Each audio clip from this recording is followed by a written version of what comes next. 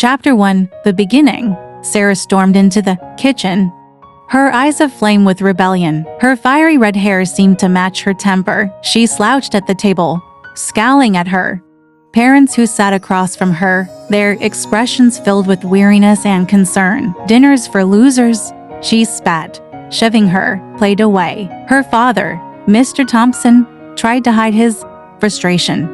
His voice strained as he spoke. "Sarah, we've had enough of this behavior. You can't keep disrespecting us like this." Sarah rolled her eyes dramatically and crossed her arms, a defiant smirk playing on her lips. "Why not? You two are the worst. I don't even know why you bother trying." Mrs. Thompson, her mother, reached out to touch Sarah's hand, her voice pleading. "We love you, Sarah. We just want what's best for you." Sarah jerked her hand away, her voice dripping with sarcasm. "Yeah, right?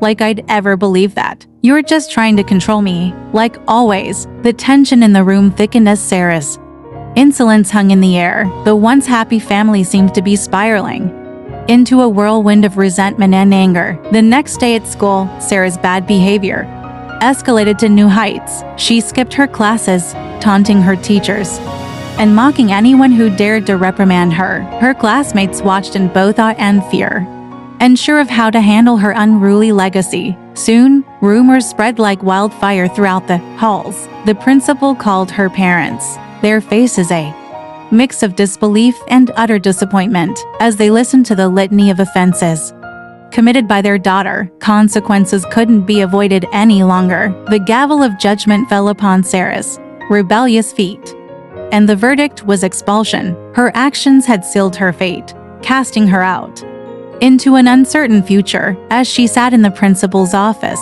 surrounded by her consequences, Sarah couldn't help but feel a flicker of regret. But instead of acknowledging it, she locked it away, buried deep within her troubled heart. Unruly legacy.